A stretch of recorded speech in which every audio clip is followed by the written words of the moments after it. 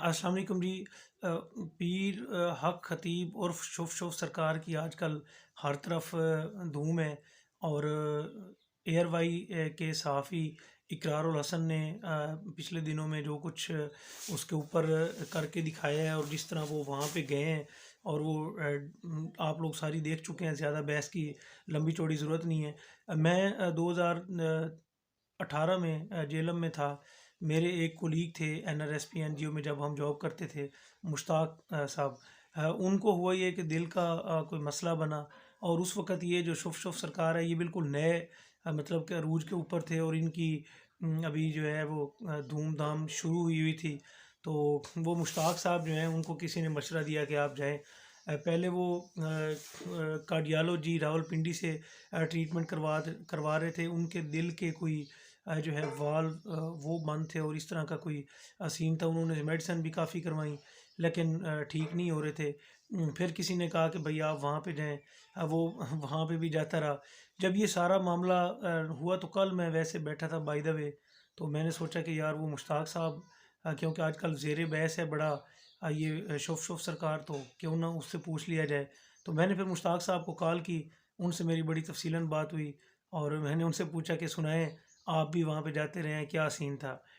तो उसने कहा कि यार मैं वहाँ पे 6 दफ़ा खुद गया हूँ, और भी लोगों को मैंने मतलब कि वहाँ पे रेफ़र किया है, उनको बताया है कि यार आप लोग यहाँ से ट्रीटमेंट करवाएँ। लेकिन कोई मतलब 1% भी कहीं पे मुझे शिफा वाला खाना जो है, या कोई ऐसी पोजीशन बिल्कुल नज़र नहीं आई।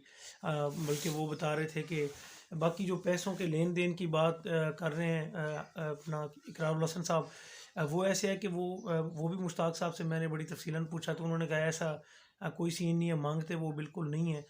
लेकिन ये एक शुभ ही ऐसा है कि ये जो पाकिस्तान और ख़ास तौर पे एशियन ममालिक हैं, ये एक ऐसा मुनाफ़े बख्श कारोबार है ना, ये पीरी मुरीदी वाला सिस्टम, कि आप देख लें कोई भी पीर जो है वो आपको कहीं पे जो है वो गरीब नज़र नहीं आएगा। गरीब तो चलो बहुत दूर की बात है। मतलब कि वो पैसों में इतना तगड़ा नज़र आएगा कि हम सोच भी नहीं सकते कि जितना कि उनका मतलब कि लाइफ़स्टाइल होता है, जितने के उनके पैसे होते हैं, लोग देते हैं। शिफा मन जाने अल्लाह होती है, अल्लाह ताला की तरफ से जिसको भी चाहे शिफा मिले। ये जो कील निकालना, ये सारे प्रोसीजर, और वो मुश्ताक साहब बता रहे थे कि जब हम जाते थे तब भी ये ऐसी हरकतें होती थीं। लेकिन उसको कभी मैंने वो कहता है कि मुझे तो बिल्कुल 1% भी इसकी शिफा नहीं हुई, और ये सारा ड्रामा है। एक कैंपुर है, भावलपुर का इलाका, उसमें एक जो है मुंशी नवाज़ नाम का एक वेलफेयर ट्रस्ट, वहाँ पे भी एक इदारा बना हुआ है। अगर आप उसमें जाएँ, तो वहाँ पे भी सेम कंडीशन जो है वो पीर उस्मान गनी नामी पीर था। वो मेरे ख़्याल में खुद तो अब उनकी डेथ हो गई है, शायद उनके बेटे हैं। अच्छा, वहाँ पे मेरा भी एक दफ़ा जाने का इत्तेफ़ाक हुआ, लेकिन वो प्रोसीजर ज़रा चेंज था। उनका तरीका वारदात ये था कि ज़ैतून का जो ऑयल होता है, इसी के ऊपर सिर्फ़ वो दम करते थे। अब ज़ैतून का ऑयल आपको पता है कि कितना कॉस्टली है।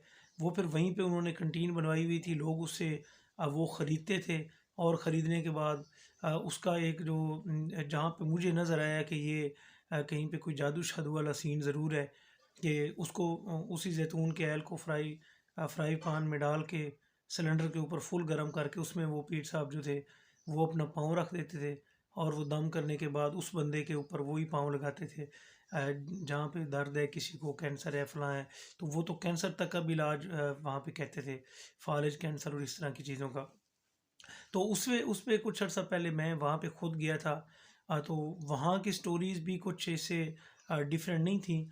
तो ये कोई ऐसा इस्लाम में, तो मेरे ख़्याल में इस्लामी स्कॉलर्स जो हैं वो भी बता सकते हैं कि क्या कोई गुंजाइश है, और बता भी काफ़ी चुके हैं। चीज़ें सामने आ चुकी हैं कि इस्लाम में इन चीज़ों की कहीं पे भी बिल्कुल कोई गुंजाइश नहीं है, और ये एक सस्ती शोहरत हासिल करने का तरीका है।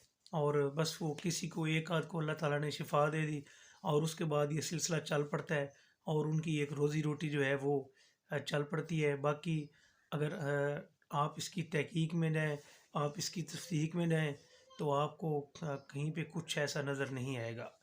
ये मुश्ताक साहब की जो स्टोरी थी, ये बड़ी तफ़सीलन मेरी उनसे बात हुई, तो मैंने कहा कि आप लोगों से मैं शेयर कर दूँ।